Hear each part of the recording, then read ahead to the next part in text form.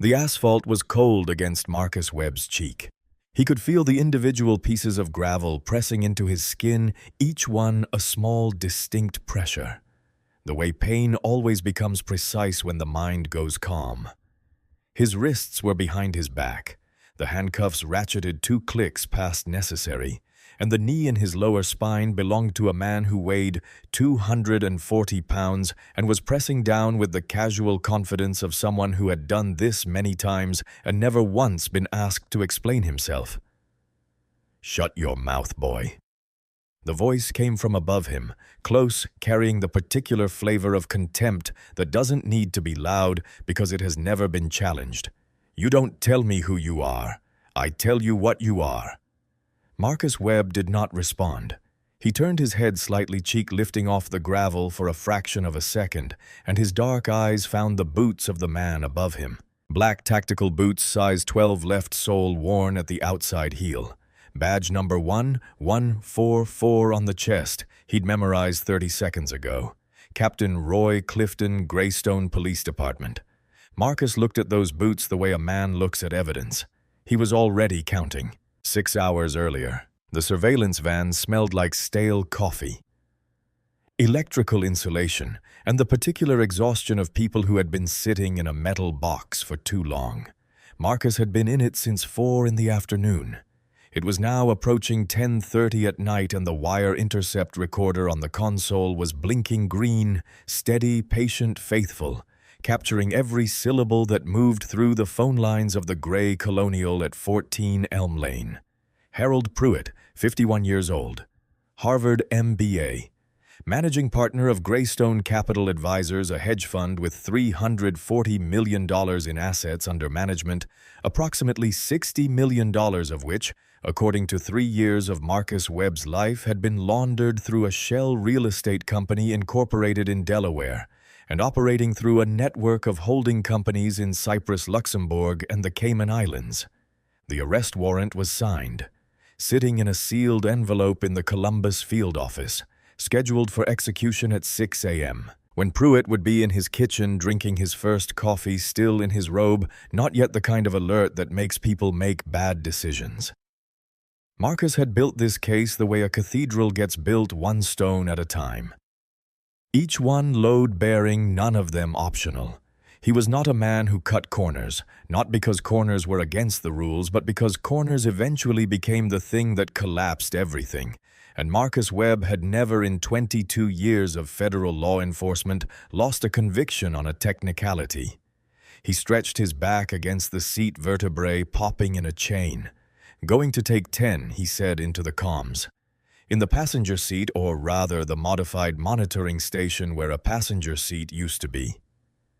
Simone Carter did not look up from the intercept console. Pruitt's been on the phone with his accountant for 40 minutes. Nothing actionable yet, but the language is getting interesting. Log it and keep running. I'll be back before anything breaks. You're going to walk around out there in that hoodie. That's the idea." Simone looked up then. She had a face built for reading people, wide-set eyes that missed very little, a mouth that stayed neutral when her mind was working hardest. She had been Marcus's partner for 4 years. She knew what he was doing, and she knew why he was doing it. And she also knew the calculation he was making about what it meant to be a black man stepping out of a van into a neighborhood like Elm Lane at 10:30 on a September night. "Comms stay open," she said. "Always."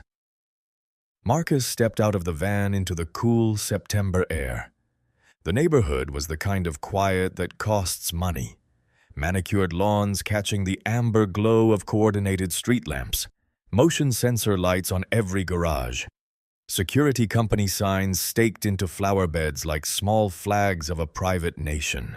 The houses were large and deeply set back from the street, as if the people inside had purchased not just property, but distance. He began walking. He had walked this route twice before, always at night, always in civilian clothes, always doing the math that black federal agents in white neighborhoods learned to do early and never stop doing. Hands out of pockets or hands visible in pockets. Movement deliberate but not hurried. Eyes forward. No sudden turns. Give anyone watching nothing to interpret as a threat, because interpretation in neighborhoods like this one happened fast and appealed to no evidence. He had been doing this calculation for 22 years. He did it the same way a man checks the mirror before changing lanes, not because he expects disaster, but because the cost of not checking is too high. 4 blocks. That was all he needed. 4 blocks, and then back to the van, back to the intercept recorder, back to Harold Pruitt, incriminating himself 1 syllable at a time. He had just turned onto Elm Street proper when the hairs on the back of his neck stood up. 22 years of law enforcement instinct does not announce itself. It does not deliberate. It simply fires a full-body awareness that something in the environment has changed and the change requires attention. Marcus did not stop walking. He did not turn around. He kept his eyes forward and his hands loose at his sides, and he listened. The engine. A Crown Victoria idling low, rolling slow, matching his pace. He had not looked into a single parked car. He had not approached a property. He had not raised his voice or made any gesture that could be described by any standard as threatening or suspicious. He had walked in a straight line for 4 blocks with his hands at his sides. He kept walking. The siren chirped once, that short, condescending sound that is not a warning but a command, the sound of authority that has decided the outcome before the conversation has started. Marcus stopped. He removed his hands from his sides, palms out visible, and turned slowly. Officer Dana Pruitt stepped out of the cruiser. She was young, 25, at most high ponytail, the kind of tension in her shoulders that comes not from experience, but from training received in an environment where escalation was modeled as competence. Her hand was on her holster. Her knuckles were white. She had been on the force for 14 months, and she had already fully absorbed the way a sponge absorbs whatever it is placed in the culture of the precinct that had formed her. Marcus looked at her and thought, "She's scared." And he knew what that meant, because scared cops were the most dangerous variable in any equation. Fear without information becomes aggression. Aggression with a badge and a weapon becomes something that doesn't have a clean name. "Can I help you, officer?" Marcus said. His voice was the same voice he used in federal interrogation rooms, calm, deep, unhurried, the voice of a man who has never once needed volume to be heard. I said, "Keep your hands where I can see them." Dana's voice cracked on the last word, a fracture in the authority she was trying to project. She had closed the distance to 10 feet, which was close enough to see the size of him and far enough to feel exposed. "They are where you can see them," Marcus said. He held his palms out steady, a gesture he had made enough times in his life that it required no thought. "I'm not moving. What can I do for you?" "What are you doing in this neighborhood?" "Taking a walk. We got a call. Suspicious individual matching your description looking into car windows." Marcus registered this without expression. He had been walking in a straight line for 4 blocks. He had not come within 20 feet of a parked vehicle. He had looked at nothing except the street ahead of him. The call, if it existed at all, was a pretext, the kind of manufactured probable cause that required no facts, because its only function was to justify contact that had already been decided on different grounds. "I haven't looked into any cars, officer," he said. "If you'd like, I can show you my identification. It's in my back right pocket. Do not move. I understand." "I'm not moving. I'm offering to cooperate. My ID is in my back right pocket. I will reach for it slowly on your instruction." I said, "Do not." The black SUV came around the corner like a statement. It didn't slow for the turn, it took it at speed tires, scrubbing, and then braked hard at a diagonal angle that blocked the entire width of Elm Street. The doors opened before it stopped moving. Captain Roy Clifton stepped out. He was the physical embodiment of a certain kind of institutional confidence. Thick neck face perpetually flushed the particular density of a man who had spent 18 years being the largest authority in every room he entered. His uniform was stretched across a barrel chest in a way that suggested the uniform had been purchased optimistically. He moved with the swagger of a man who believed the ground became his property when he stood on it. 18 years as captain of the Greystone Police Department. 3 civilian oversight complaints all dismissed. 2 excessive force suits both settled by the city for amounts that never required Clifton to admit anything or change anything. He had been investigated twice by internal affairs, both times by a board he had effectively handpicked. He had never once in 18 years been told by anyone with actual authority over him that he had done something wrong. This had produced in him a quality that was more dangerous than cruelty certainty. He was certain he was right. He was certain the badge made him right. He was certain that certain kinds of people, in certain kinds of neighborhoods, at certain hours of the night were problems to be managed rather than citizens to be served. "What do we got?" he called out, striding toward Marcus with the loose-limbed confidence of a man arriving at something he has already won. Dana straightened instinctively. Suspicious male captain, refusing to comply, acting combative. Marcus's jaw tightened by a single degree. He had offered to show his ID. He had kept his hands visible. He had answered every question in a measured voice. He had not raised his voice, taken a step, or made any gesture that could be characterized by any honest account as combative. The lie was not improvised, it was structural, the automatic translation that Dana had learned to apply to any situation her captain arrived at. Clifton stepped into Marcus's personal space, close enough that Marcus could smell him stale coffee, wintergreen tobacco, the particular scent of a man who had not been challenged in so long that he had stopped noticing how he affected the air around him. "Shut your mouth, boy." He said it the way a man says something he has said many times. Not with anger, not with drama. With the flat conversational ease of a word so integrated into his vocabulary that it no longer required any emotional charge to deploy. It was the most revealing thing about him that he said it like that. "You don't tell me who you are. I tell you what you are." He stepped closer. "Turn around. Hands on the hood. Now." Marcus Webb stood still for 1 full second. In that second, he ran the calculation. The same calculation he had been running his entire professional life, but with different variables than usual. He could announce his credentials right now, loudly, clearly. Federal agent, FBI, step back. It would stop this. It would stop it immediately, but it would also detonate 3 years of work.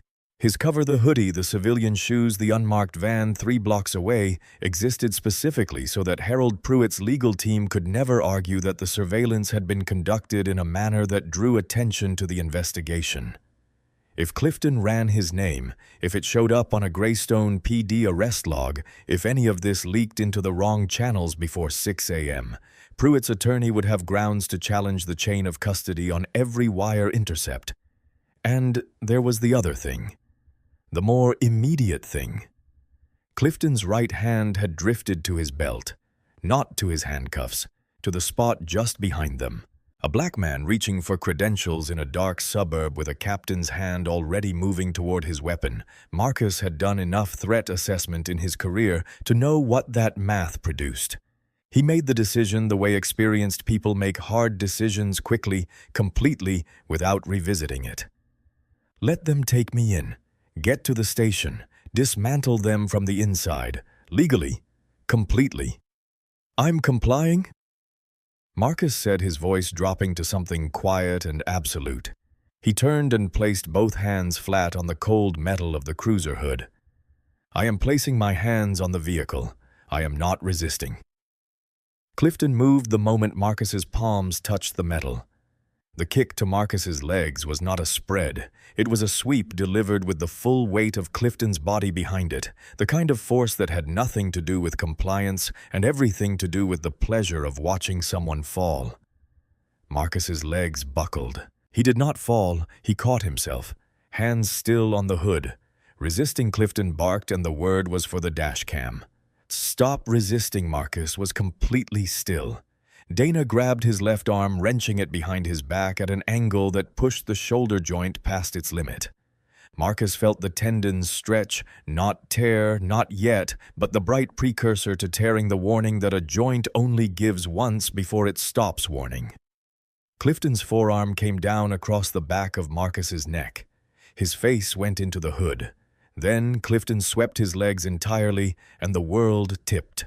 The asphalt came up fast. Marcus turned his head at the last possible instant. The right cheek took the impact instead of the nose, the gravel opening the skin, immediately blood pooling warm against the cold ground.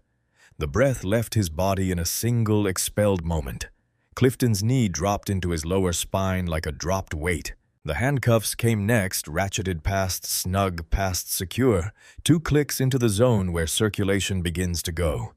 Marcus's hands went cold within 30 seconds. "Got him," Dana said. She was breathing hard. She looked flushed.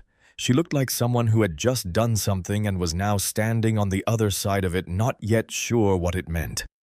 Across the street, pressed against the thick trunk of an oak tree, 19-year-old Lily Okafor held her breath and held her phone absolutely still.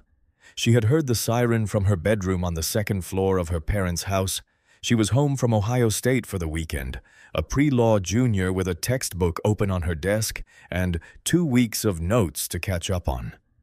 She had looked out the window. She had seen a man, calm hands visible, turning slowly, and she had seen what happened next. She was out the side door before she had consciously decided to go.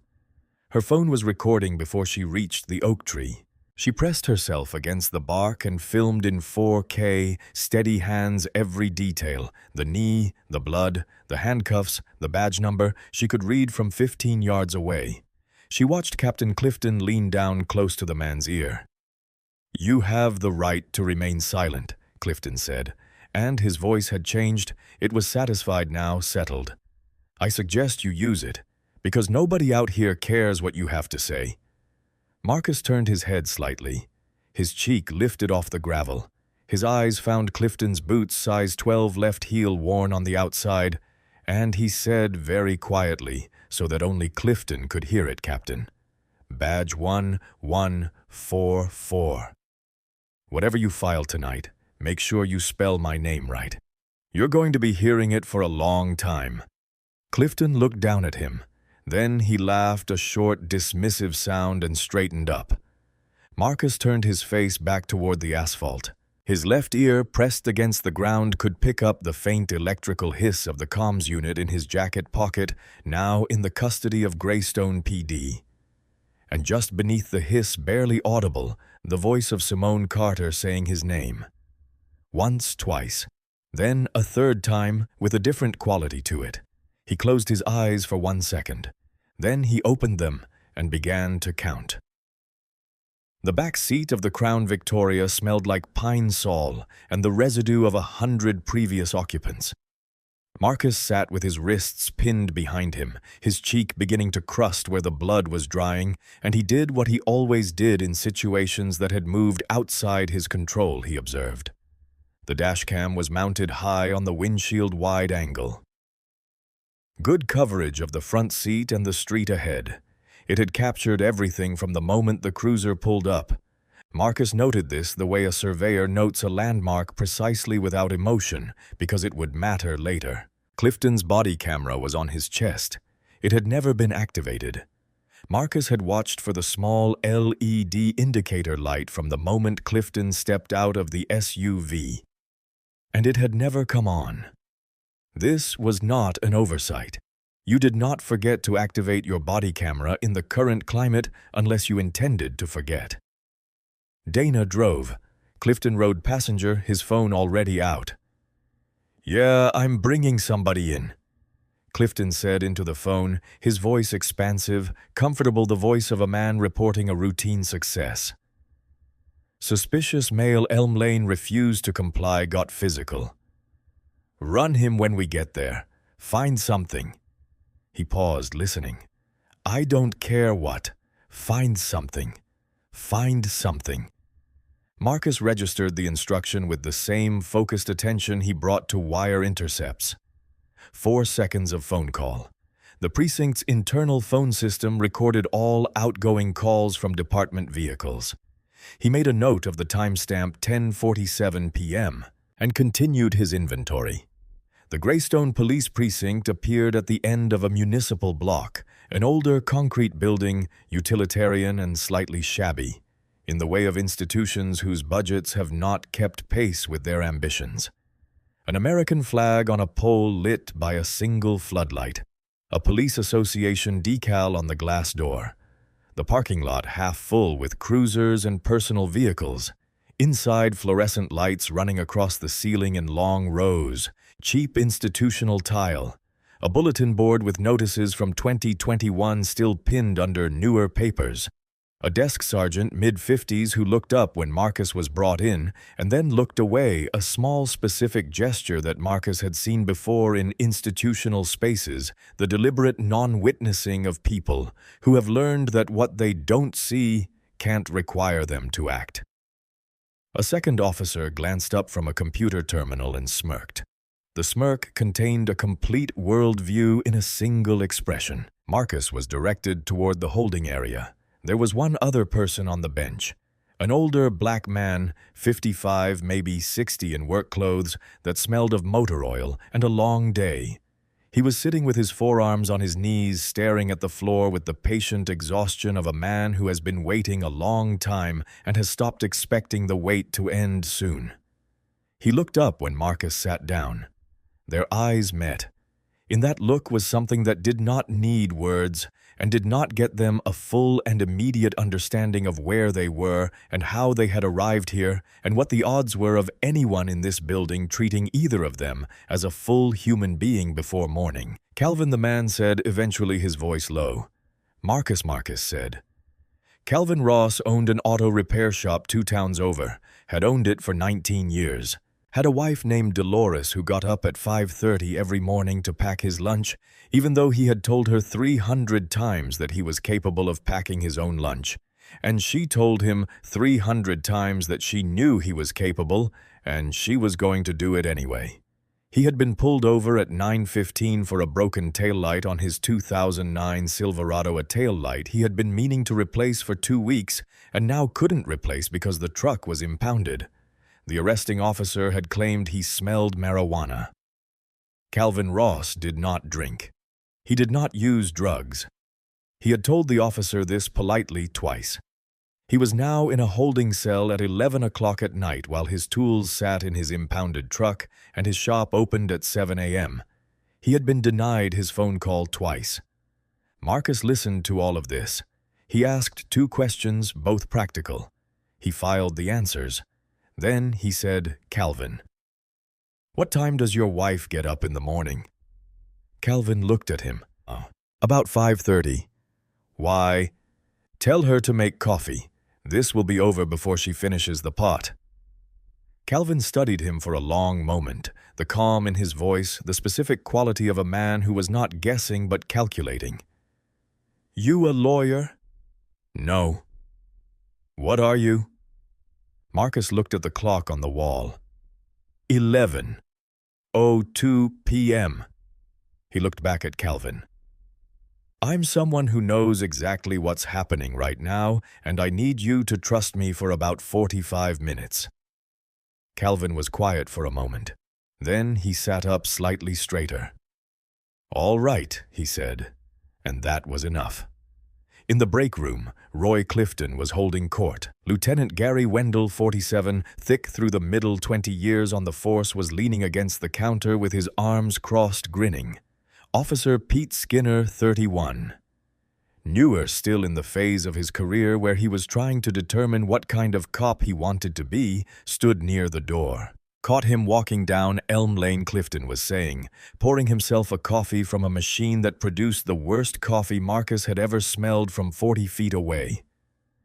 9:30 at night. Hoodie, hands in pockets, acting like he owned the street. Wendell. What was he casing houses? Who knows? Who cares? He was there. That's enough. Clifton sipped the coffee. You know what the problem is. The problem is, we let them think the rules apply the same way to everybody. They don't. And the day we forget that is the day we lose control of this city. Wendell nodded like a man receiving confirmation of something he already believed. Skinner said nothing. He looked at his boots. Clifton continued. He tried to give me some line about having ID. He tried to tell me who he was. He shook his head, almost amused. I told him, you don't tell me who you are. I tell you what you are. He laughed at that. Wendell laughed. Skinner produced a sound that was approximately in the vicinity of a laugh. You run him yet? Wendell asked. Kowalski's on it. He'll find something. Clifton set down his coffee. They always have something. Dana Pruitt sat at her desk and reviewed her dashcam footage. She needed the sequence for the incident report time of initial contact time of stop time of arrest. Standard. She pulled up the file, put in her earbuds, and pressed play. She watched herself step out of the cruiser. She watched the man Marcus remove his hands from his sides and turn slowly, palms out. She watched him answer her questions in a level voice. She watched herself tell him not to move, and him standing absolutely still, hands visible, complying with an instruction he had already been complying with. Then Clifton arrived.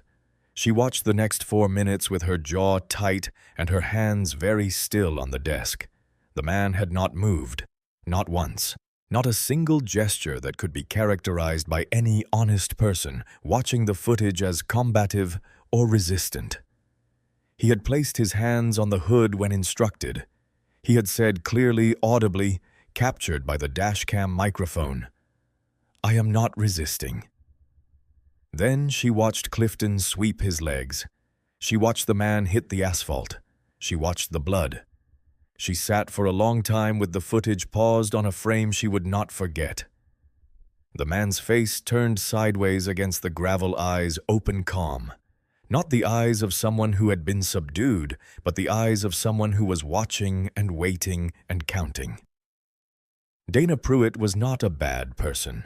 She was a person who had been placed young and impressionable into a system that rewarded certain behaviors and punished others, and she had adapted the way people always adapt by becoming the thing the system rewarded.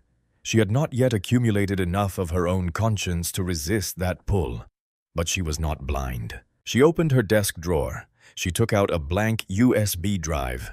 She made a copy of the dashcam file. She put the USB in the inside pocket of her jacket. She did not know precisely why she did it. She only knew that she did it before she wrote the report, not after, and that the order mattered. Then she wrote the report the way Clifton had told her to write it. At 11:30 p.m., Clifton called the city's legal duty line routine notification of a notable booking. The duty attorney was a woman named Sandra Park, 42, who had been doing municipal law for 15 years and had developed the particular alertness of someone who has been called at 11:30 at night enough times to know that the calls that sound routine are sometimes the ones that aren't. He was walking, she repeated. No vehicle. You ran him and found nothing in the system. We're still running him, Clifton said. You've had him for 43 minutes and you haven't confirmed his identity. I don't need to confirm his identity.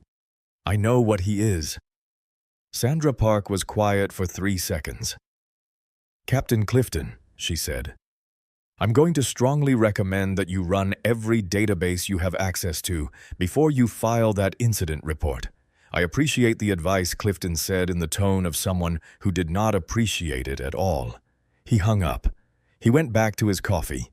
He did not run the databases. Sandra Park hung up and immediately called the city manager. At 11:44 p.m., Clifton walked through the holding area on his way to sign out. He stopped at Marcus's bench, leaned down close, the same close as Elm Lane, the same breath, the same casual cruelty. Nobody's coming for you, pal, he said. You can call your public defender in the morning. Marcus looked up at him. His cheek was dried blood now, his wrists marked deep by the cuffs, and his eyes were exactly as calm as they had been on the asphalt. Captain, he said, I want you to look at the clock. Clifton glanced at the wall clock. 11:44. "I want you to remember this moment," Marcus said. "Specifically, the feeling you have right now." Clifton stared at him.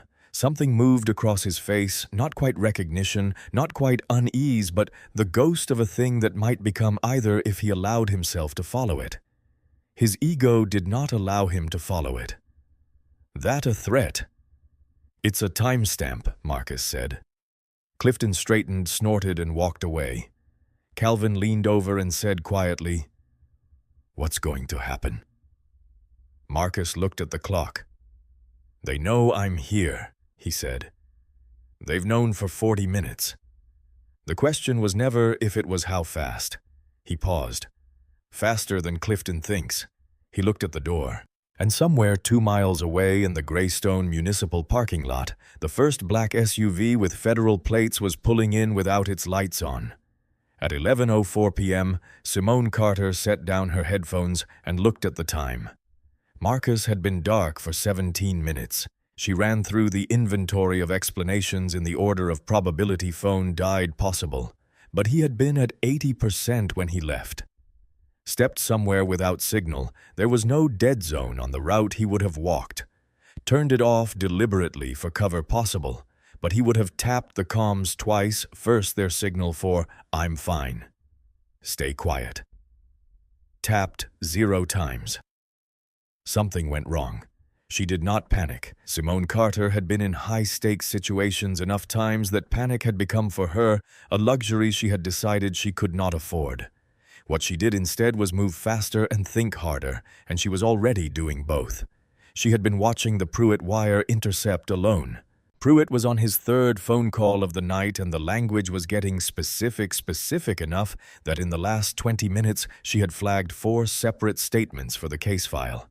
The intercept was running exactly as they had hoped. The case was intact.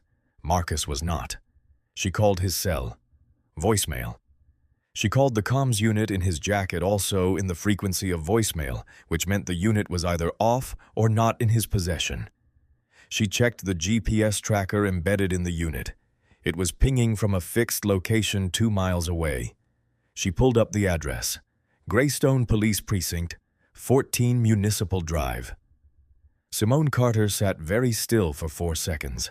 Then she picked up her phone and made 3 calls in rapid succession, and each one was more precise and more consequential than the last. Simone Carter was 38 years old. She had grown up in Baltimore. The daughter of a public school teacher and a postal worker, had gone to Howard on a partial scholarship and then to Georgetown Law, before deciding that the courtroom was not where she wanted to be. She wanted to be upstream of the courtroom at the point where the evidence was made. She had been with the Bureau for 14 years, financial crimes to organized crime, and she had been Marcus's partner for 4 of those years. They were not alike. Marcus was glacial, cold, patient, erosive, the kind of force that doesn't hurry because it doesn't need to. Simone was a controlled burn. She could sit still for 6 hours monitoring a wire intercept, and then, when the moment came, move with a speed and precision that still surprised people who had worked with her for years. She did not sit still now. First, call the duty agent at the Columbus field office, Special Agent Tom Reeves. 40 good instincts answered on the second ring, because duty agents at 11 p.m. are always half awake and waiting. "I have a senior agent unreachable for 22 minutes, Simone said. Last known location, walking civilian route 3 blocks from the surveillance site. Phone going to voicemail. GPS puts the comms unit inside the Greystone Police Precinct." A pause from Reeves. "You're saying local PD picked him up. That's the only explanation that fits the data. His cover is holding for now, but I need the federal locate protocol initiated immediately." On it. "Anything else?" Second called Gerald Okafor. She had his personal cell because they had been circling the same orbits for 18 months, she on the surveillance side, he on the prosecution side. The case against Greystone PD's systemic civil rights violations, something he had been quietly building from documented complaints while she and Marcus built the Pruitt case. Gerald picked up on the first ring. Marcus Webb is inside the Greystone precinct, Simone said. Picked up on the street. No cause. He's in civilian cover and can't identify himself without blowing the Pruitt arrest. A pause that was not silence she could hear. Gerald processing, filing, organizing. Then, how long? 23 minutes. Another pause. Don't move the van. I'm making a call. He hung up. Within 4 minutes, he was on the phone with the Assistant United States Attorney for the Southern District of Ohio. Third call, the Columbus SAC Special Agent in charge, the senior federal law enforcement officer in the district. This call required a different register, factual, compressed, precise.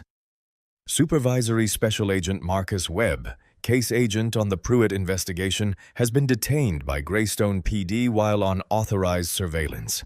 He is in civilian cover. I am requesting immediate authorization for emergency federal intervention and have contacted AUSA Gerald Okafor. The Pruitt case is intact. The detention appears to be racially motivated with no probable cause. Greystone PD has been under informal civil rights review for 18 months. The SAC asked 4 questions. Simone answered each one in a single sentence. The authorization came. At 11:09 p.m., the wire intercept recorder captured something that made Simone put her hand flat on the console and lean forward. Harold Pruitt, on the phone with his co-conspirator, said, "Move the Cyprus transfer before Thursday. All of it. And tell Daniel to delete the Luxembourg correspondence. I don't care how. Just do it before the quarter closes. 3 years. 3 years of wire intercepts, financial forensics, 14-hour days in this van, and the case had just become not just winnable, but airtight. The statement was direct, unambiguous, and would be understood by any jury in the country. Simone timestamp logged it, backed it up to 3 separate bureau servers, and noted in the case file, wire intercept captured 23:09. Agent Webb in detention, chain of custody maintained. She looked at the Pruitt mansion through the van's tinted windshield. The lights were still on 3rd floor, what she had assessed as the study. Pruitt still on the phone, still free, still believing himself safe, still 6 hours and 49 minutes from the knock on his front door. She looked in the direction of the precinct. Roy Clifton, she said to the empty van, has no idea what he just started. Gerald Okafor, 56 years old, born in Dayton in 1968, the year that city burned. Grew up watching his uncle fight a false charge for 3 years, a charge that was eventually dismissed, but not before it had cost his uncle his job, his savings, and something less nameable. Gerald had decided at 14 that he would become a lawyer. He had decided at 25 when he passed the bar that he would become a prosecutor. He had decided at 32, after his first police corruption case, that this was his specific purpose on earth. 24 years as a federal prosecutor. He had never lost a police corruption case. He had had Greystone PD on his radar for 18 months. 3 complaints from black motorists, each one buried by the city's legal department before it could reach his desk. He had obtained the complaints through a FOIA request. He had read them 3 times each. He had been waiting patiently, methodically for the right moment and the right evidence. Tonight, a police captain with 18 years of immunity had put his knee in the spine of a federal agent. Gerald drove to Greystone with a federal search warrant signed by a magistrate judge at 11:51 p.m., and the folder he had been building for 18 months on the passenger seat beside him. The holding bench was bolted to the wall, the bolts painted over. So many times the heads had rounded, and it was as uncomfortable as it was designed to be. Marcus had been sitting on it for 45 minutes. His wrists had gone from cut to numb to a dull throb as the circulation returned in pulses.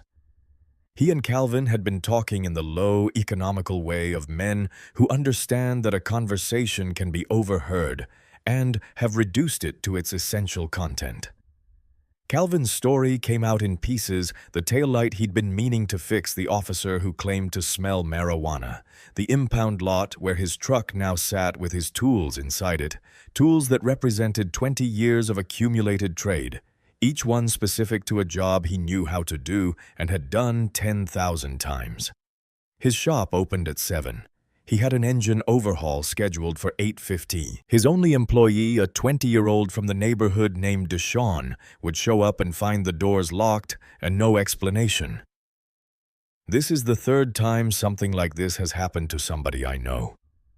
From this precinct, Calvin said, his voice even the way voices go. Even when the thing being said is too large for anything but evenness. Somebody from my neighborhood, third time in 2 years.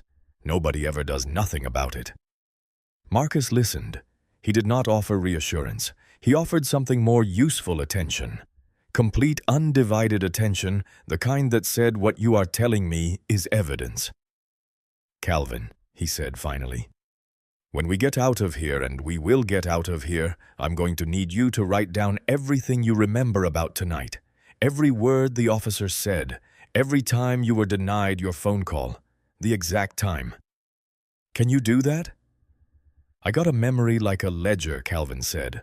Always have. Occupational necessity. Good. Marcus looked at the clock. 11:51. 9 minutes, he said. Not to Calvin specifically. More to himself. More to the room. At 11:47 p.m., Clifton's cell phone rang. He was back in the break room. Wendell gone home, Skinner still at his desk looking at nothing in particular. Clifton looked at the screen. Bob Riley, his union rep. He answered. Roy. Bob Riley's voice had a quality to it that Clifton had not heard before. Bob Riley was a man constitutionally incapable of alarm. 15 years as a union rep for a police force, he had seen everything and remained unruffled by all of it. But his voice right now had a thinness to it, a compression that Clifton's ear picked up before his mind could name it. There's a video, Roy. What kind of video? The kind that's been online for 40 minutes and has 200,000 views. Clifton was quiet. It's from tonight. Elm Lane. The guy in the hoodie. Clifton set down his coffee very carefully. Send it to me. The video took 4 seconds to load. It was shot from across the street, steady 4K, and it showed everything, the chirp of the siren. The man turning slowly with his hands out. The lies Donna told Clifton when he arrived. The sweep, the asphalt, the blood, and clearly unmistakably audible over the ambient sound 3 words. Shut your mouth, boy. Clifton watched it through once. Then he watched the first 15 seconds again. His face during these viewings went through a series of changes that had nothing to do with remorse and everything to do with exposure. The specific panic of a man who has never believed the rules applied to him, encountering the moment when they begin to. Roy Riley said, Call me back when you've seen it. We need to talk strategy before Clifton hung up. He pulled up the precinct's non-emergency line and called the chief's cell. The chief did not answer. The chief had already been called by the federal magistrate's office. Pete Skinner was at his desk when his computer screen showed a new notification, a social media alert that the department's communications officer had set up to monitor mentions of Greystone PD. He clicked on it. He watched the video. He watched it through twice. He then looked at the door to the break room where Clifton was now alone, phone pressed to his ear, the color of someone slowly understanding that the ground has moved. Skinner opened his desk drawer and looked at the badge inside. He had taken it off to clean it a habit and hadn't put it back on. He looked at it for a long time. Then he closed the drawer. He did not do what Dana had done with the USB. He did not do what he would tell himself later he should have done. He sat at his desk and stared at his screen and did nothing, which is also a choice, and which he would spend several years understanding. Marcus watched the clock reach midnight. Nothing happened at midnight. He had not told Calvin it would. What he had said was faster than Clifton thinks, which was still true, because what was happening outside this building was not waiting for midnight. It was waiting for the right sequence of authorizations and vehicles and people to reach the right positions. At 12:03, the desk sergeant's phone rang. The voice on the other end was the city manager's office. The sergeant went pale and said, "Yes, ma'am," 4 times, and then sat very still. At 12:06, Clifton's cell rang again. Not Riley this time. The chief. Clifton answered it in the break room, and the conversation lasted 90 seconds. When it ended, Clifton came out and stood in the middle of the bullpen with his hands at his sides, and something in the way he was standing was slightly different from the way he had been standing all night. He was slightly smaller, slightly less certain of the ground. He looked at the holding area. He looked at Marcus. Marcus looked back at him. Clifton's face did something complicated, the collision of 18 years of impunity with the first real information that impunity might have an end date. He looked away first. "Get me the system printout on our guest," he said to the desk sergeant. "Everything. Now." "Captain?" The desk sergeant said carefully. "The federal database just flagged. I said everything. Print it." The printer began to run. The desk sergeant printed it. He handed it to Clifton. Clifton looked at it. His face went gray. 2 miles away in the Greystone Municipal parking lot on Archer Street, the vehicles were assembling in darkness. No sirens, no lights. The discipline of a federal operation moving in its final phase before execution contained deliberate, the energy of something coiled rather than something released. 4 black FBI SUVs, 2 evidence response team vans, their sides unmarked, their interiors equipped for the systematic disassembly of a facility's records. 1 U.S. Marshal's vehicle, 12 agents in tactical gear, each one's body armor clearly marked FBI in yellow across the chest and back. The gear was not the gear of a raid on a violent offender. It was the gear of a federal action against an institutional target, and the distinction was in the posture. Weapons present angles controlled, nothing pointed and nothing casual. Simone was already there, standing outside the second SUV with her phone against her ear and her credentials hanging around her neck. She had left the surveillance van on Mercer Court with the intercept running and backed up. The Pruitt case was automated now, would continue logging until 6 a.m., regardless of what happened to any human being involved. Gerald Okafor arrived at 12:08 in his personal car, a dark blue Camry with a parking permit from the federal courthouse still on the dashboard. He stepped out in his overcoat thrown over a dress shirt with no tie, reading glasses pushed up onto his forehead. He had the manila folder from his passenger seat under his arm and the expression of a man who has been waiting a very long time for a specific door to open. He walked straight to Simone. "Where is he?" "Holding bench. I pulled the building schematics. It's the east wing first door off the main booking area. Is he hurt? Cheekbone laceration. I confirmed from his last transmission before the comms went to property. He's walking, talking, and knowing Marcus, he's been counting ceiling tiles and memorizing badge numbers for the last 90 minutes. Gerald almost smiled. The warrant covers the full facility. All servers, all dashcam archives, all personnel files, all IA records going back 5 years. That's a lot of paper. 18 months of complaints, Gerald said. Let's see what matches. Lily Okafor had posted the video at 11:08 p.m. from her phone. She had typed the caption quickly, her thumbs moving fast because some part of her knew that speed mattered. "Police captain arrests a calm man for walking in my neighborhood." He said, "Shut your mouth, boy. This is Greystone, Ohio." She had tagged the location. She had tagged the Greystone PD's official account. She had sent the link to her brother first, and he had retweeted it to his 14,000 followers. By midnight, the video had 340,000 views. By 12:08, it had 600,000. A local news van was already parked on Elm Lane. 2 national news producers had called the Greystone PD's main line. A reporter from the Columbus Dispatch was in her car driving toward the precinct, her laptop open on the passenger seat showing the view count climbing. Lily was standing outside her parents' house in a sweatshirt and jeans watching the news van. She was not on the phone. She was not on social media. She was just standing in the cool September air looking at what she had set in motion, feeling the particular weight of a moment that had already moved past being stopped. Inside the precinct, the break room. Clifton sat alone. Wendell was gone. Skinner was at his desk. The printout from the federal database was on the table in front of him, face down. He had looked at it once. He had put it face down. "I had every right," he said aloud to the empty room. His voice had a rehearsal quality, the beginning of a story he was going to need to tell. He was in a restricted area.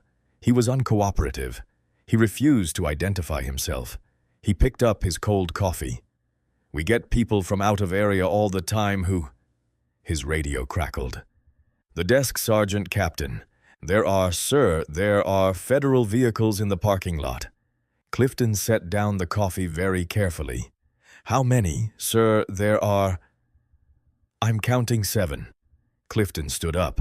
The next thing he heard 2 minutes later, 2 minutes in which he had walked from the break room to the bullpen and stood there in the precise center of his domain, the precinct he had run for 18 years, the building that had never once refused to reflect his authority back at him. The next thing he heard was the sound of the front doors of the Greystone police precinct coming apart. Inside the precinct, Clifton and the desk sergeant and 2 officers at their terminals and Pete Skinner at his desk. Outside, 12 federal agents and Gerald Okafor and Simone Carter and the full weight of the United States government moving through a parking lot in the dark. The 2 forces were separated by 60 feet of air and a set of glass and aluminum doors. Clifton looked at the doors. He looked at the printout still face down on the break room table. Marcus Webb had told him to spell his name right. He understood now what that had meant. The battering ram hit the doors once. A single strike controlled the force calculated to open rather than destroy, and the doors came apart at the frame, the aluminum bending the glass holding, but the seal breaking the doors, swinging inward with a concussive bang that resonated in the concrete walls and the fluorescent-lit ceiling and the tile floor and the bones of everyone in the room. A photograph of the police chief fell off the wall behind the desk sergeant. The silence that followed the impact lasted approximately 1 second. It was the kind of silence that is not absence of sound, but active presence of something that has stopped all other sound, the silence of a room that has just been redefined. Then the agents came through the door. 4 first moving in a practiced formation, weapons angled down laser sights, making small red points on the floor. Body armor marked FBI in yellow, clear and unmistakable. Behind them, 2 more. Behind those, Simone Carter, her credentials held at shoulder height, badge forward, face composed, and entirely without performance. She had dressed for this in the same way she dressed for everything important, carefully, professionally, as a person who intends to be taken seriously and has earned that right. Behind Simone, Gerald Okafor. He walked into the room with his hands clasped in front of him, reading glasses on his forehead, the manila folder under his left arm, looking in his overcoat and his untucked dress shirt like a man who has been doing this for 24 years and has stopped requiring drama to do it effectively. The room was frozen. The desk sergeant had both hands flat on his desk, very still, the specific stillness of a man who is trying to communicate through his posture that he has no intention of doing anything except breathing. The 2 officers at their terminals had their chairs pushed back and their hands visible. Pete Skinner was standing beside his desk, and his face had the look of someone who had seen this coming and had not been able to decide what to do about it. And now the decision had been made for him. Roy Clifton stood in the center of the bullpen. He had not moved since he heard the impact. He was standing exactly where he had been standing, in the center of his precinct, in the center of his 18 years, in the center of everything he had built. And he was looking at the door, and then at the agents, and then at Simone. And then his eyes moved to Gerald Okafor and stayed there. Gerald looked back at him without expression. Not with contempt, not with triumph, with the specific neutrality of a man who has already finished forming his opinion and no longer needs to show it on his face. Gerald spoke. "Federal agents." His voice was not loud. It filled the room because the room had gone silent enough to allow it. This is a federal law enforcement action pursuant to warrant number CR-2024-4471 issued by the United States District Court for the Southern District of Ohio. All personnel remain where you are. Do not reach for any device, weapon, or communications equipment. Do not attempt to activate or disable any recording system. Anyone who does not comply with these instructions will be placed under federal arrest.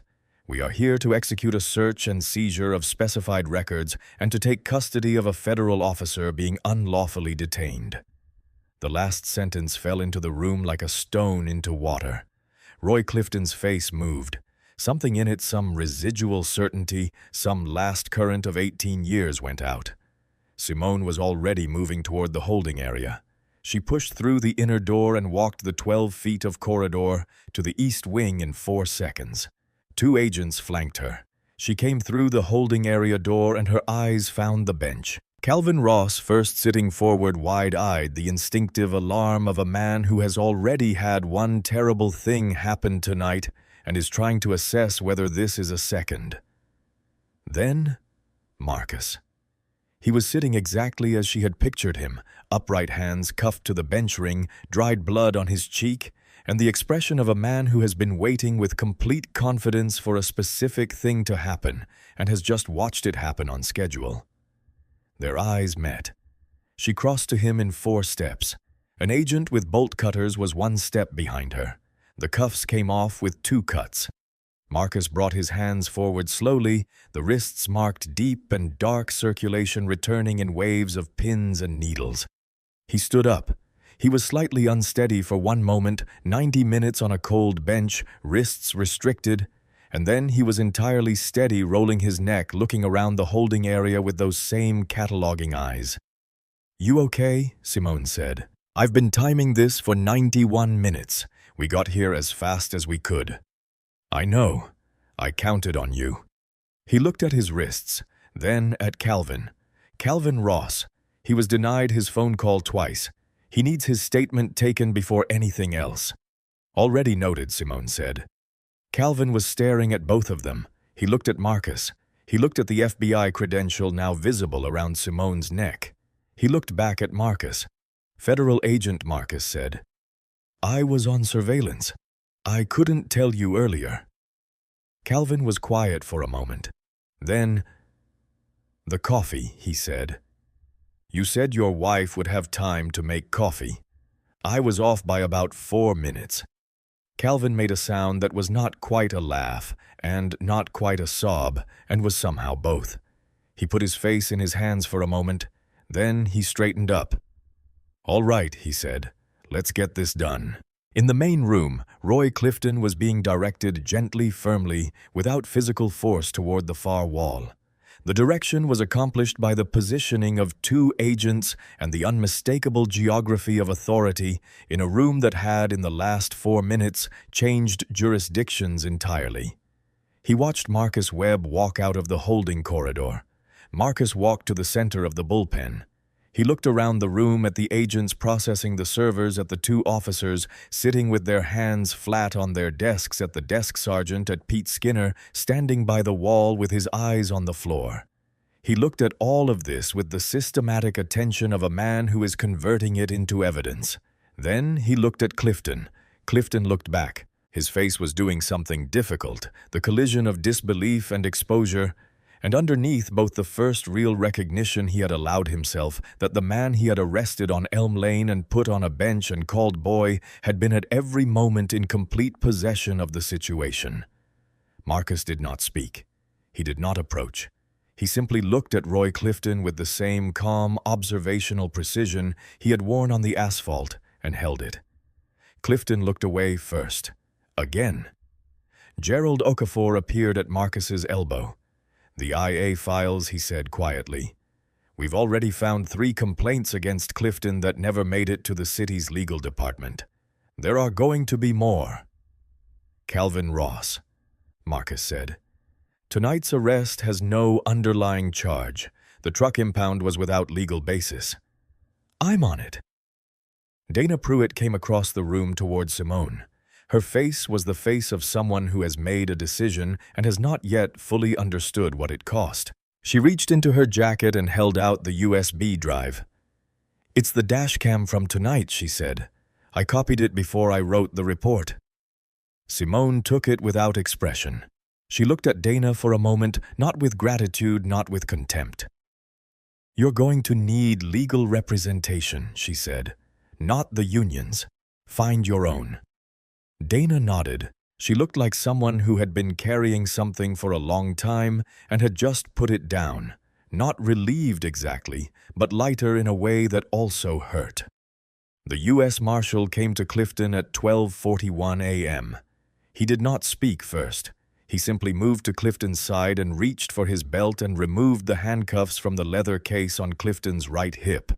Clifton's own handcuffs.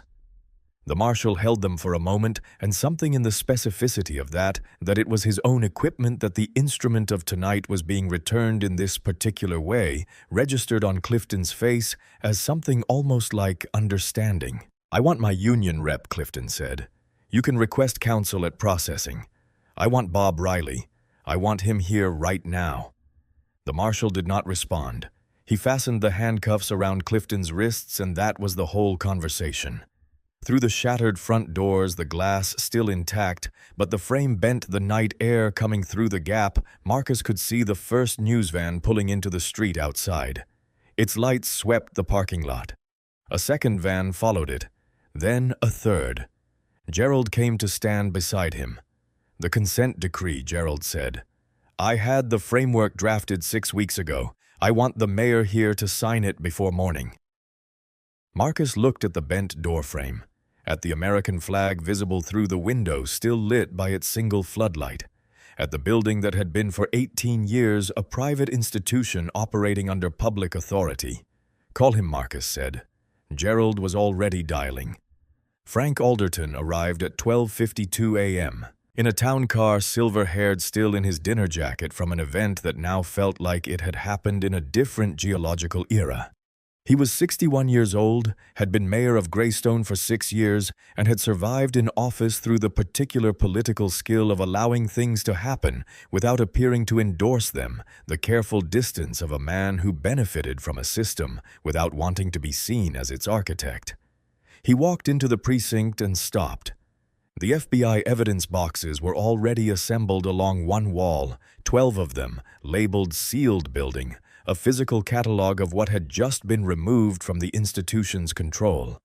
Agents in latex gloves were still at the server rack.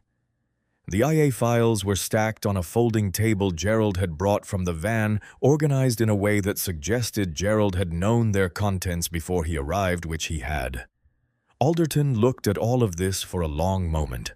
Then he looked at Gerald Okafor. "What in the hell," Alderton said, "is going on here?" Gerald's manner was what it always was in these conversations, courteous entirely without heat, and devastating in the way that precision is always more devastating than force.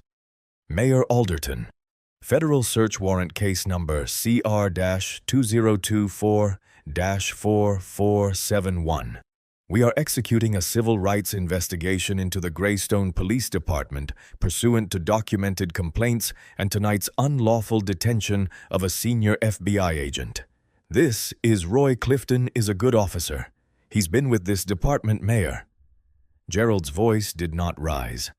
"In the last 90 minutes, my team has identified 23 documented complaints against officers of this precinct filed over the past 4 years. The city's legal department received 14 of them. I'd like you to explain what happened to the other 9. He paused. "Specifically, who made the decision to bury them and when?" Alderton's mouth opened.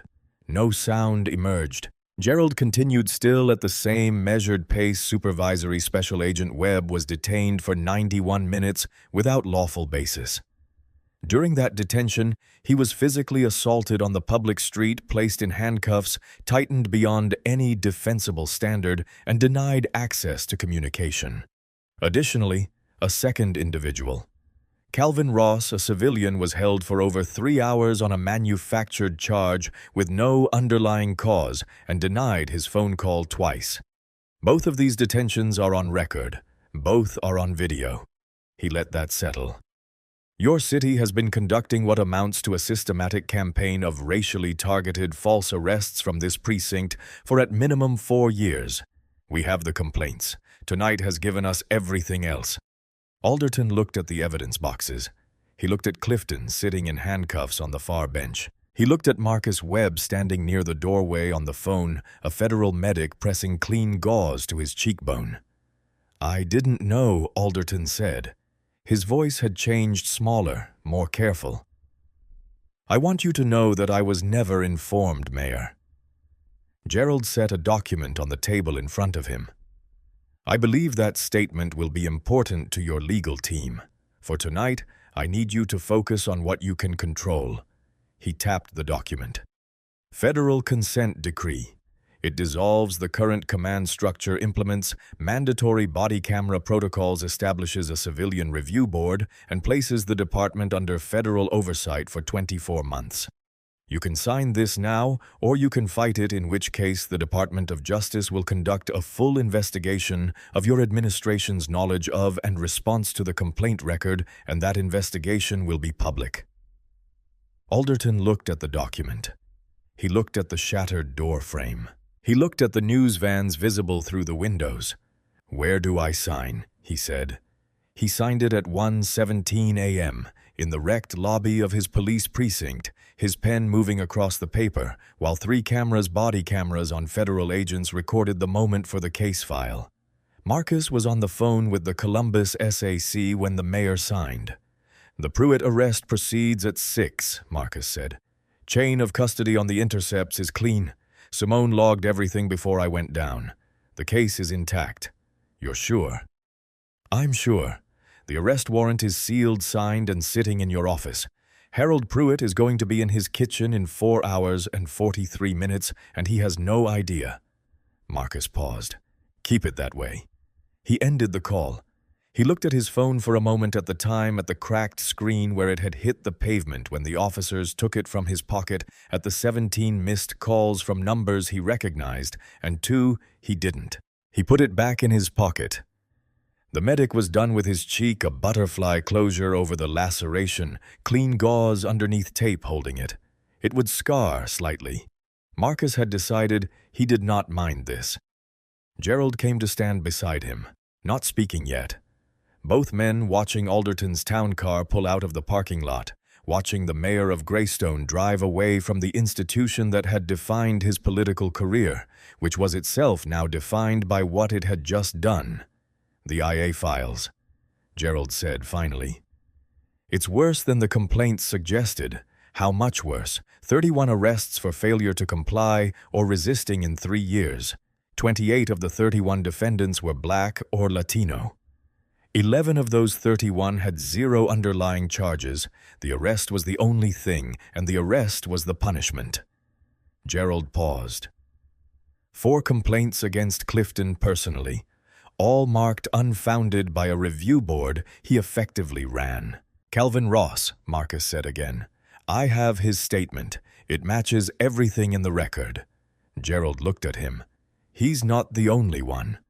"No," Marcus said. "He never was." The sky over Greystone went from black to bruised to gray over the course of an hour, and by 5:30 the eastern edge was showing the first thin line of gold, that tentative, still uncertain quality that September mornings have before the sun fully commits. The news helicopters arrived at 5:15. 2 of them circling at different altitudes, their spotlights sweeping the precinct parking lot in overlapping patterns. A crowd had assembled on the street outside the perimeter, protesters who had driven through the night from Columbus, from Cleveland, from Cincinnati. Neighbors still in their coats, a contingent of local high school students who had organized via phone after the video, passed 2 million views somewhere around 3 a.m. Lily Okafor was near the front of the crowd. She had gone home, changed into warmer clothes, and driven the 1.5 miles to the precinct because she could not stay on her parents' street watching from a window. She stood with her phone in her jacket pocket, not recording now, just standing, and watched the loading bay doors with the patient attention of someone who knows what's coming. Inside, the processing was complete. 7 officers had been formally arrested on federal civil rights charges, Clifton plus 6 others whose involvement in the pattern of false arrests was documented in the IA files. They had been processed through the system they had run from the other side, and the efficiency of that reversal was not lost on any of them. Their badges were in individual evidence bags labeled with case numbers, sitting on the folding table next to the IA files. Their firearms were secured separately. Their body camera units, many of which showed patterns of deactivation during citizen stops, a protocol violation systematic enough to constitute its own charge, were catalogued and sealed. Dana Pruitt had been processed differently. Cooperative witness status, her own attorney present by 4 a.m. She had called one from a list she had looked up herself. Not the union's referral, and the fact that she had done this was noted in her file as a mitigating factor. She was not in the line. The loading bay doors rolled up at 5:47 a.m. The sound from the crowd outside was immediate and total, not one voice but hundreds combining into something that had no single note, only the collective release of something held for a long time. Not celebration exactly, something more complex than celebration. The sound of people who have been told their whole lives that this moment was not possible watching it happen. The officers came out in single file. They wore standard federal temporary detention clothing, the practical reality of federal custody not designed for humiliation, but achieving it anyway, because the humiliation was not in the clothing, but in the distance between what they had been wearing yesterday and what they were wearing now. They walked with their heads down mostly. One looked straight ahead at something in the middle distance that was not there. One was crying not dramatic, just the continuous leak of someone whose defenses have failed. The cameras flashed in volleys, each one a small detonation, and the crowd's sound changed as each officer emerged louder, more specific, finding its focus. Roy Clifton came last. He was the largest man in the line, and emerging from the loading bay into the full morning light, the smallest looking. The 18 years of command posture had collapsed into something that was trying to approximate it and failing. He kept his eyes on the concrete in front of his feet. He did not look at the cameras. He did not look at the crowd. He did not look toward the lobby doors where Marcus Webb was standing. Lily filmed it.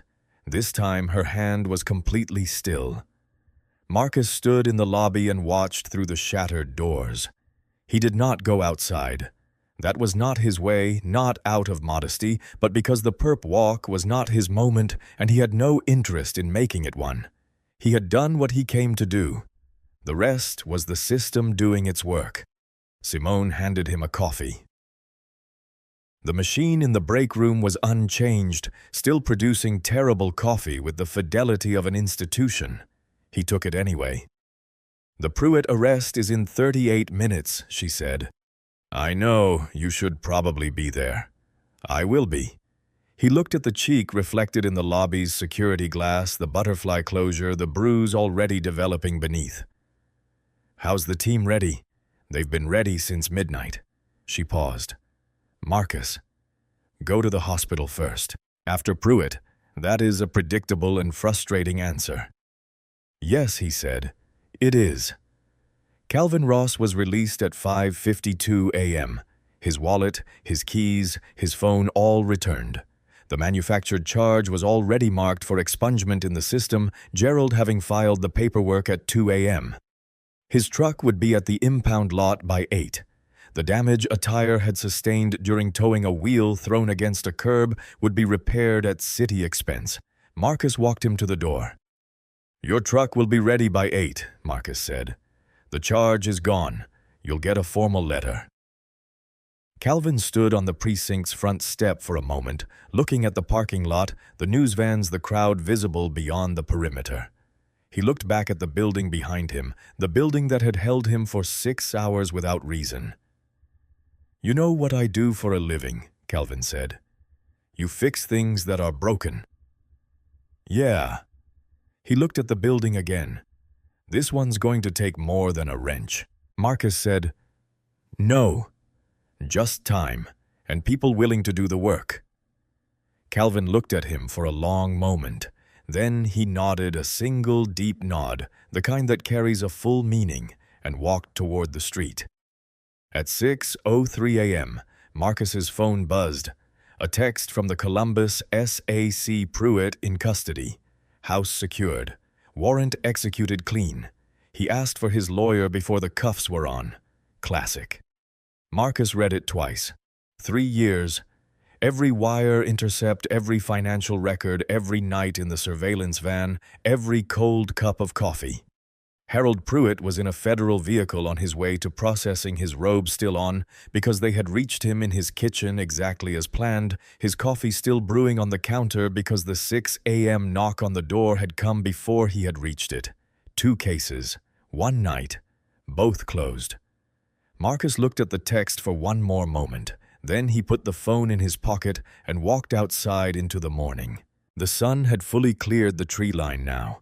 It hit the concrete and the glass and the bent aluminum of the doorframe and the American flag still on its pole, and turned everything into something that looked in the slanted morning light more significant than it probably was, the particular quality of early light that makes even ordinary things look like they mean something.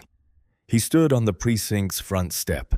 The crowd was dispersing slowly, not all of them, but the ones who had stayed through the night, the ones who needed to get to work or get their kids to school or simply go home and sleep. The news vans were still there, would be for hours. The helicopters had pulled back to a higher orbit. Across the parking lot, across 60 feet of asphalt and morning light, he saw Lily Okafor standing at the perimeter. She was looking at the building. Then she looked at him. He nodded once. She nodded back. A single level acknowledgement between two people who had been on opposite sides of a street at the same moment and had made different choices about what to do with what they saw, and both choices had mattered. Simone appeared at his elbow. "Where to?" Marcus looked down the street. The municipal building, the parking lot, the tree line at the edge of the subdivision. The ordinary September morning making no promises. First he said, "I need to get this cheek looked at." And then we have a hedge fund manager to process. They walked to the car. The consent decree was signed. The police union challenged it within 72 hours, a motion filed in federal court on the grounds that the decree violated the collective bargaining agreement. The motion was dismissed in 8 days. The judge's order of dismissal was 4 pages long and contained the phrase, "egregiously without merit" in the 3rd paragraph. The Greystone Police Department was placed under the administration of a federal monitor, retired federal judge Sandra Ellis, 64, who had spent the previous decade overseeing compliance in 2 other consent decree cases and was not interested in anything except measurable change at measurable intervals.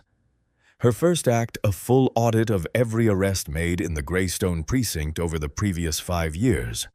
Her second act, a mandatory 60-day suspension of all officers pending individual review.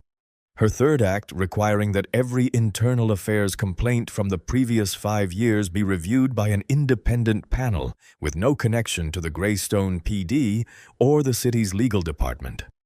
What the audit found: 31 arrests for failure to comply or resisting in 3 years, 28 of them Black or Latino defendants, 11 with 0 underlying charges. 6 civilian complaints that had been routed to Clifton's desk rather than to the oversight board and marked resolved with no action taken. 2 excessive force incidents that had been reclassified as use of force within guidelines by a review that included Clifton as a voting member of his own case. Of the 17 officers placed under review, 6 were terminated with cause. 4 resigned before the review concluded. 7 survived with formal reprimands, mandatory retraining, and the specific knowledge that their records now existed in a federal database that would follow them anywhere they tried to work. The civil rights lawsuit was filed by Gerald Okafor on behalf of the United States government, and 2 named plaintiffs, Marcus Webb and Calvin Ross in the Southern District of Ohio. The claim, $12 million. The city did not fight it. Frank Alderton had resigned as mayor 2 weeks after the raid, citing personal reasons in a statement that his communications team had clearly written for him. The interim mayor, a city council member named Patricia Reeves, who had been publicly critical of the PD's complaint record for 2 years, understood what the evidence looked like and what fighting it would cost. The settlement was reached in 73 days, $12 million. To fund it, the city issued restructured municipal bonds and raised property taxes on Greystone's residential estates for the first time in 11 years. The homeowners on Elm Lane, the people whose security company signs had lined the street on the night of the arrest, received their first elevated tax assessments 3 months after the settlement. The people who had most benefited from Clifton's vision of control over their neighborhood were paying for it now directly in their quarterly statements. It was not justice in the abstract. It was justice in a very specific numerical form. Dana Pruitt received 1 count of filing a false police report reduced from 3 counts in exchange for full cooperation. Her sentence, 18 months probation, 200 hours of community service, and a permanent bar from law enforcement employment anywhere in the United States. She took a job as a paralegal at a civil rights firm in Columbus, a choice that her supervising attorney found either ironic or exactly right, depending on the day. She studied for the LSAT at night. She did not speak publicly about what had happened. She kept a copy of the federal consent decree in a folder on her desk. Calvin Ross received a certified letter from the city of Greystone signed by the interim mayor, formally apologizing for his wrongful arrest and confirming the expungement of his record. The letter was 2 pages. He read it once, then framed it and hung it on the wall of his shop between his business license and a photograph of his wife. His employee, Deshawn, came in the next morning and asked what it was. Calvin told him the whole story from the tail light to the precinct to the bench to the moment the federal agents came through the door. Deshawn listened to all of it. Then he said, "So what happened to the cop?" "Getting to that," Calvin said, and handed him a wrench. 6 months. It took 6 months from the night of the arrest to the day Roy Clifton stood at a defense table in a federal courthouse in Columbus and heard a jury foreperson read a verdict. The courthouse was a different kind of building than the Greystone precinct, older, heavier, built in an era that believed the physical weight of a structure communicated something about the permanence of what happened inside it. Marble floors, high ceilings, light coming through tall windows in angled columns. The particular smell of an institution that takes itself seriously, floor wax old paper, the accumulated formality of 10,000 prior proceedings.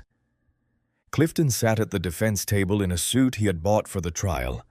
His attorney was not Bob Riley's union referral. The union had cut Clifton loose on day 4, citing a bylaw provision that prohibited funding a defense for actions deemed outside the scope of duty. His attorney was a private defense lawyer from Akron, who had charged him $40,000 up front and who had spent 6 months attempting to build a case against a wall of dashcam footage, a viral video with 4 million views, the testimony of Calvin Ross, the testimony of Dana Pruitt, and the physical presence of Supervisory Special Agent Marcus Webb. The other 6 officers had taken plea deals. The deals required their full cooperation in exchange for reduced sentences 12 to 18 months in federal custody versus the potential 7 to 10 they faced at trial. All 6 had cooperated. All 6 had testified in the grand jury. Their testimony was consistent and detailed. Clifton had refused the deal. His attorney had advised against refusal. Clifton had refused anyway with the specific stubbornness of a man who has spent 18 years being right and cannot yet fully accept that the mechanism that made him right has stopped working. He believed on some level that a jury would understand, that a jury would look at 30 years of police work, even with the complaints, even with the settlements, and see a man who had served, that the institution of law enforcement would protect one of its own. He had spent 6 months in this belief the way a man spends time in a waiting room expecting to be called. The federal counts were 4 deprivation of rights under color of law, 18 U.S.C. Section 242.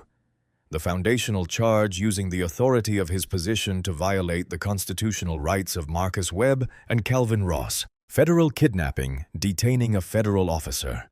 The legal argument was precise. The detention of a federal agent acting within the scope of his duties constituted a federal offense independent of the civil rights violation.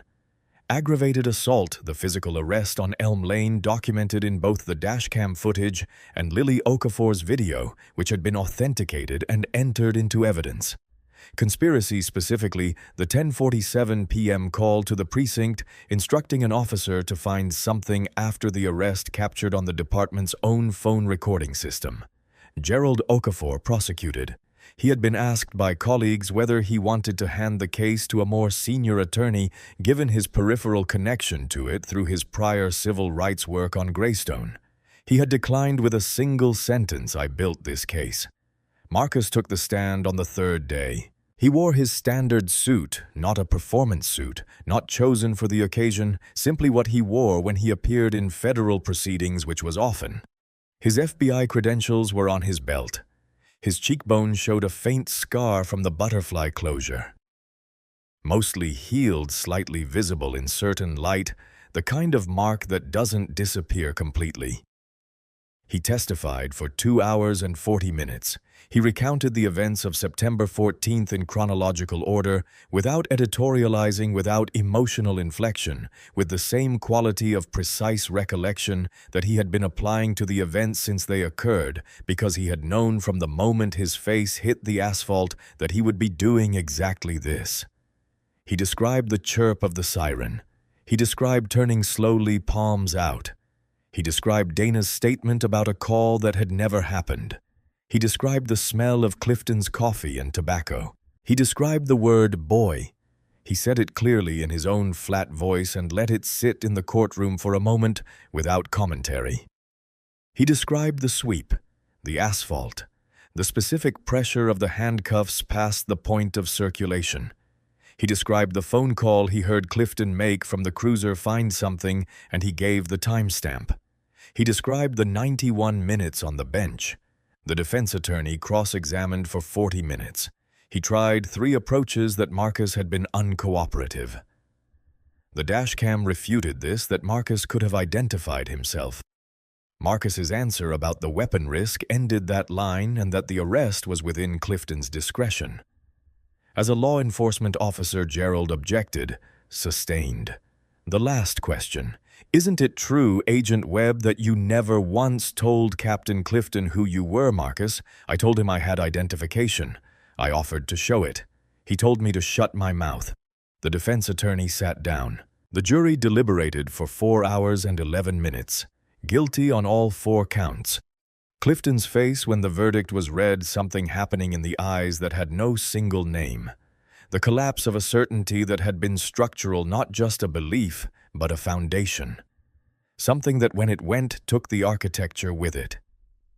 He sat very still for a moment. Then his hands moved to the table in front of him, and he looked at them. His attorney said something. Clifton did not respond. Judge Patricia Harmon had been on the federal bench for 19 years. She was 67, spare in her movements, known in the district for 2 things: the precision of her written opinions and the specific quality of her sentencing remarks, which were not speeches but something more like autopsies. An exact determination of cause and effect stated without theater, which made them harder to hear than theater would have been. She had sentenced 3 law enforcement officers for civil rights violations in her career. She had not enjoyed any of those cases. She did not enjoy this one. She looked at Roy Clifton for a moment before she began. He was looking at the table in front of him. "Mr. Clifton," she said. His eyes came up. "In the early hours of September 15th of this year, you made a phone call from your vehicle instructing an officer to, in your words, find something in relation to a man you had arrested without cause. I want you to understand what that phone call tells me about you, not just about that night, but about your 18 years in command of this department." She did not raise her voice. She did not need to. "It tells me that the arrest came first and the justification came second. That you looked at a man walking on a public street made a determination about him before you had spoken a single word to him, and then, when the facts refused to support that determination, you attempted to manufacture them. That is not policing. That is predation. Clifton's hands moved slightly on the table. You told Supervisory Special Agent Webb, and I am reading now, from the dashcam transcript. You have the right to remain silent. I suggest you use it, because nobody out here cares what you have to say.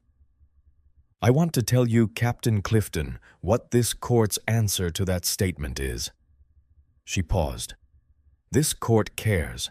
This country cares. And the 11 men and women who sat in that jury box for 4 hours and 11 minutes reviewing the evidence of what you did cared. You were wrong. You have been wrong for a very long time. And the tragedy of your situation, the only tragedy because the suffering you caused others does not qualify, is that your certainty that you were right prevented anyone from correcting you before you walked onto Elm Lane and put your knee in the back of a federal agent who was counting the seconds until this moment. She picked up her pen. Roy Clifton, on the count of deprivation of rights under color of law, guilty. Federal kidnapping, guilty. Aggravated assault, guilty. Conspiracy, guilty. This court sentences you to 9 years in a federal correctional facility. No early parole eligibility. Your police pension is hereby revoked in its entirety. You are permanently barred from any law enforcement employment or role. You are remanded immediately to the custody of the United States Marshals Service. The gavel came down like a period at the end of a very long sentence. Clifton's knees went first. The marshals were ready, one on each arm, the practiced support of people who have seen this before and know exactly what it looks like when 18 years of certainty stop working all at once. They walked him backward, turning him toward the door at the back of the courtroom. As they moved, his eyes went to the gallery, the involuntary movement of a man looking for something. Support, a face, an anchor. His eyes scanned the rows. He found Marcus Webb. Marcus was in the front row, precisely where he had been for the last 3 days. He was sitting straight still, hands folded in his lap. He looked at Clifton with the same expression he had worn on the asphalt, the same expression he had worn when Clifton walked past the holding bench at 11:44 p.m. and laughed at what Marcus had said to him. Not triumph, not contempt, not even judgment. Witness. Complete, unhurried, entirely present witness, the most unsparing thing one human being can offer another. Clifton looked at that face for 2 seconds. Then the marshals turned him toward the door, and the door opened, and he was gone. The heavy wood closed with a sound that was not quite an echo. Outside the courthouse, the October air was cold and clear. The kind of clarity that comes after the first real frost has burned everything soft away. The trees along the courthouse steps were in their last colors, orange and gold, and the deep red of a maple that had peaked a week ago. Marcus and Simone came down the steps together. 9 years, Simone said. A small pause. Think he'll make it? That's up to him, Marcus said. The world is safer today. That's what matters. She was quiet for a moment. Then, where to next, boss? Marcus looked down the Columbus Street, the ordinary traffic of a Thursday morning. The coffee shops opening the courthouse, workers heading back, and a man on a bench reading a paper, a woman pushing a stroller, the specific, unremarkable normalcy of a city going about its day. He thought about Elm Lane, about the hoodie and the calculation and the 4 blocks and the cold asphalt, about the 91 minutes, about Calvin on the bench saying nobody ever does nothing about it. He thought about all the Calvins. You know, he said, it's a nice day. I think I'm going to take a walk. Simone looked at him. Then she looked at the street. Then she nodded slowly, understanding the weight of what he meant. I'll get the car, she said. The settlement money arrived in his account on a Wednesday in November. His personal portion, after legal fees, after Gerald's office, processed the allocation $340,000. He looked at the number on the screen for 30 seconds. Then he opened a second browser tab and began filling out the donation form for the National Civil Rights Legal Defense Fund, specifically their wrongful arrest defense program, which provided legal representation to low-income individuals facing false arrest charges in small city jurisdictions. Jurisdictions where the Calvins of the country sat on benches for 6 hours with no one coming. He designated the full amount. He submitted it. He closed the tab. 2 weeks after sentencing Marcus and Gerald had lunch at a diner on High Street in Columbus, a booth in the back, terrible lighting, excellent pie. The kind of place where federal prosecutors and FBI agents can sit without anyone paying particular attention. "You didn't have to do that," Gerald said, meaning the money. Calvin Ross had no one.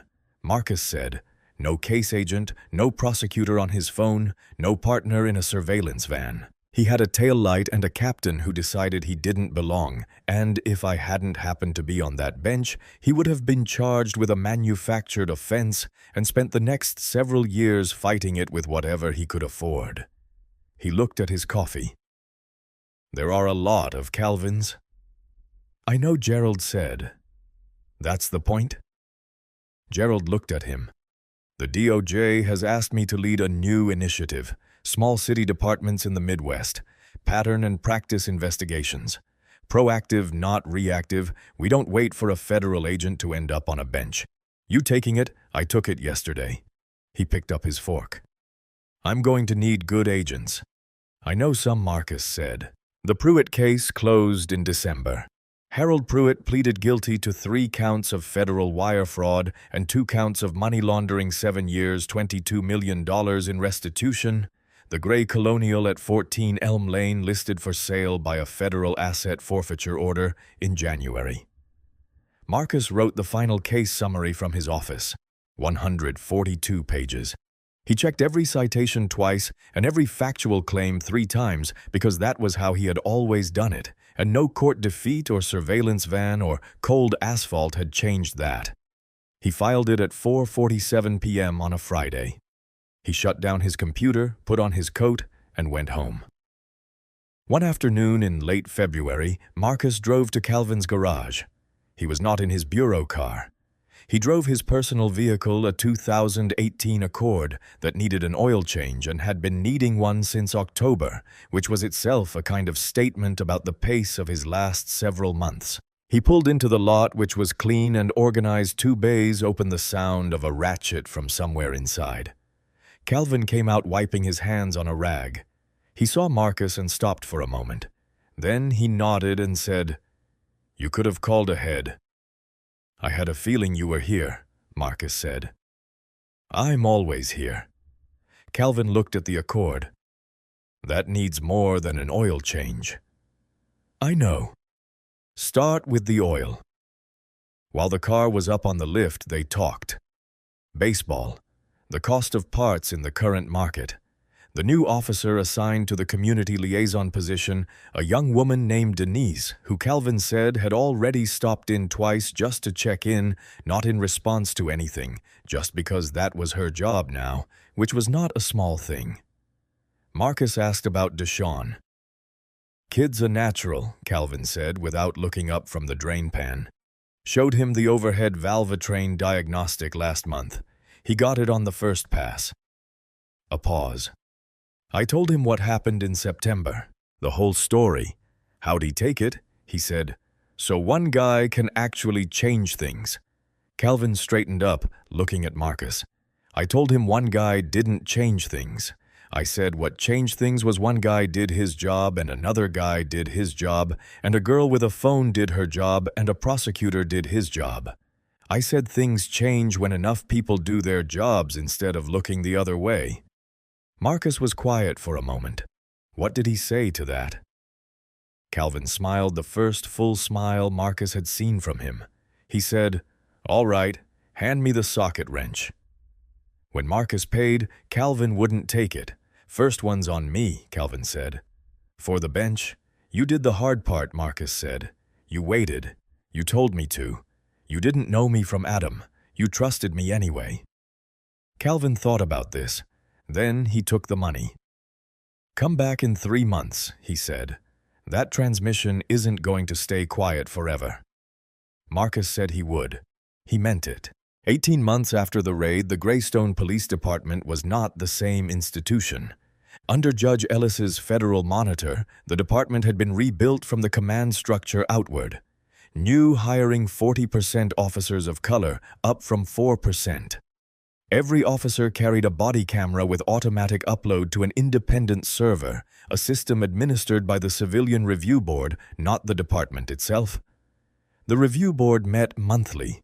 It had reviewed 8 complaints in its first year of operation. 2 resulted in formal reprimand. 1 resulted in termination. 5 were found to be without merit. All 8 were documented, filed, and publicly reported.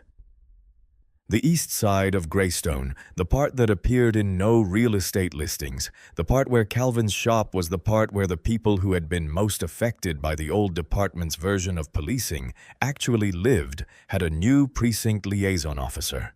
Her name was Denise Foley. She was 28 years old. Black had grown up 7 blocks from the shop, had left for the police academy, and come back. She stopped in at Calvin's garage twice in her first month, both times without cause, except the cause of making herself known as someone who could be approached. Frank Alderton was in Cincinnati now, doing real estate consulting. He had not sought public office again. His name appeared occasionally in discussions of the case as a cautionary example of what willful blindness costs, which was the most that could be said for him. Roy Clifton was in a federal correctional facility in western Pennsylvania.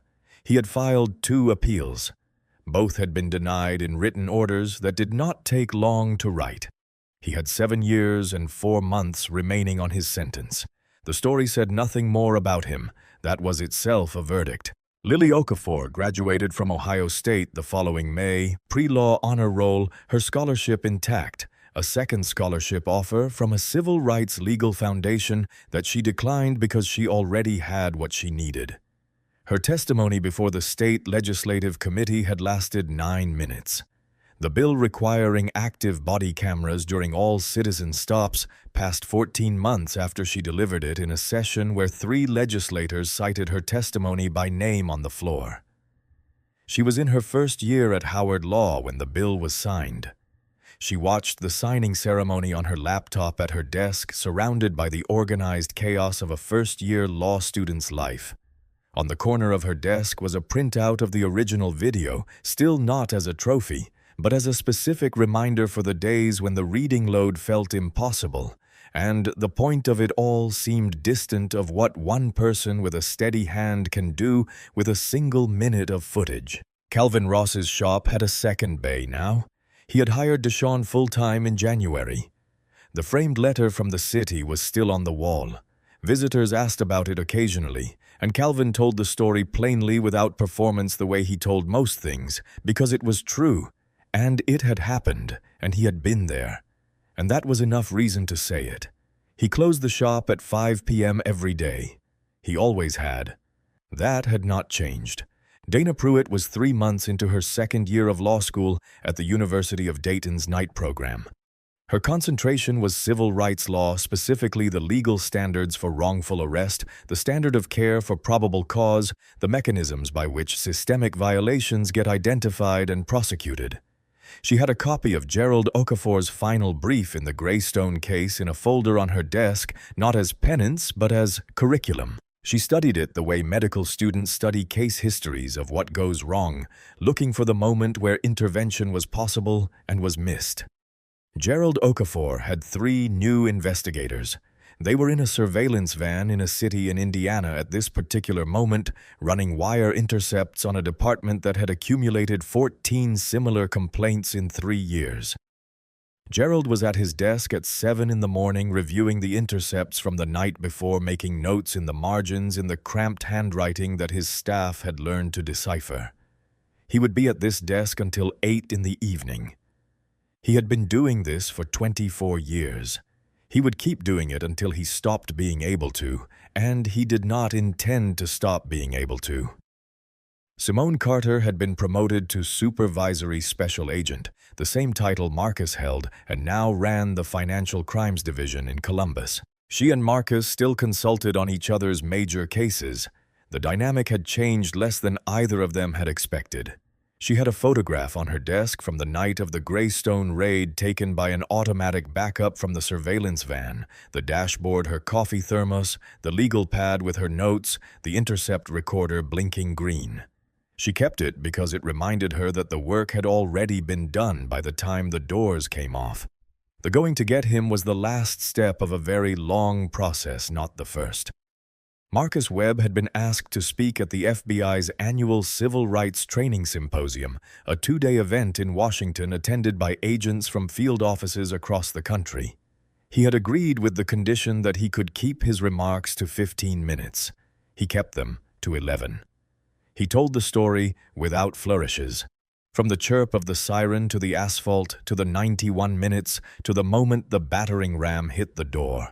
He described what he had thought about on the bench, his mother Calvin, the 3 years of work, the calculation he had been making since he was 12 years old about how to exist in spaces that were not designed with his existence in mind. At the end, he said, "I spent 91 minutes on a bench. In those 91 minutes, I thought about my mother, who told me when I was 12 that I would have to be twice as good to get half as far. I thought about a man named Calvin Ross who had been waiting 6 hours before I got there, and who had no one coming, and who deserved better than that, not because of who he knew or what he did for a living, but because he was a citizen, and the law is supposed to mean something to citizens. All of them, not just the ones in the right neighborhood, or the right clothes, or the right car." He paused. "This job is not the warrant. It is not the conviction. It is not the years in the sentencing. Those are outcomes and they matter, but they are not the job. The job is that the law means something to everybody, or it means nothing to anybody. And when we forget that, when we start deciding who the law applies to based on who we think deserves it, we stop being law enforcement and become something else entirely." He thanked them. He walked off the stage. Someone in the back row started clapping. Then the row in front of them. Then the whole room filling from the back to the front, the way sound always fills spaces when it's real. It was a Tuesday in November, cold and gray, the sky the color of old pewter, the leaves down and the trees bare. The kind of day that doesn't offer anything except itself. Marcus had a half day, a rarity, the result of a case that had just closed, and the next one that hadn't yet fully opened. He drove to a neighborhood in Columbus that he did not live in. Not Greystone, not Elm Lane, just a neighborhood, the kind that exists in every American city. Ordinary streets, ordinary houses, the unremarkable geography of people living their lives. He parked his car and he walked. He put his hands in his jacket pockets. He did not think about whether his hands were visible. He did not count the distance between himself and parked cars. He did not calibrate his pace or his posture or his expression for the specific purpose of appearing harmless. He walked the way a person walks when they are simply walking forward at their own pace for no reason except that the day permitted it. A woman came toward him on the sidewalk, walking a golden retriever. The dog pulled toward him. She apologized. He said it was fine. They continued in their separate directions. 2 kids on bikes came around a corner faster than they should have, and one of them, maybe 10 helmeted eyes wide, nearly rode into him. Marcus stepped aside. The kid braked and said sorry, with the urgent sincerity of someone who has narrowly avoided consequences. Marcus laughed. The kid pedaled away. An old man sat at a bus stop reading a paperback with the cover folded back. He did not look up. Marcus walked 6 blocks. He turned around and walked back. He thought as he walked about the 22 years of calculation, about the way it had been installed in him so gradually across so many individual incidents that it had become invisible to him, built into his posture, his pace, the specific position of his hands, the quality of his gaze. The way a man learns to make himself less, not because he is less, but because the cost of forgetting to is too high, and the people imposing that cost have never had to pay it. He thought about Calvin on the bench. He thought about Lily behind the oak tree. He thought about the word boy, how one word deployed with the casual ease of long habit can contain a century of contempt, can reach backward through time and history and pull all of it forward into a single moment on a cold street at 10:30 at night. He thought about what came after the word, the federal warrant, the shattered doorframe, the dawn light over the parking lot, and the sound of the crowd and the gavel coming down like a period. The judge's voice you chose to look at a man you had not spoken to for 30 seconds and decide he did not belong. He reached his car as the street lamps were coming on that specific amber light that turns ordinary things into something that looks momentarily like it might mean something more than it is. He sat in the driver's seat. He did not start the engine immediately. He thought about Elm Lane, about the 4 blocks and the chirp and the asphalt and the 91 minutes. He thought about all the people for whom there had been no FBI partner in a surveillance van 2 miles away, no federal prosecutor with 18 months of preparation, no viral video, no morning raid. He thought about all the Calvins. And then he thought simply, clearly, without drama, the way a fact presents itself when you have earned it. I belong everywhere. He started the car. He drove home through the ordinary November streets, the street lamps making amber pools on the wet asphalt, the city going on around him in all its unremarkable complexity. And he was part of it, not in spite of anything, not despite anything, not by the grace of any particular credential or circumstance. Simply part of it, the way he had always been. The law means something to everybody, or it means nothing to anybody. Supervisory Special Agent Marcus Webb, FBI Civil Rights Training Symposium.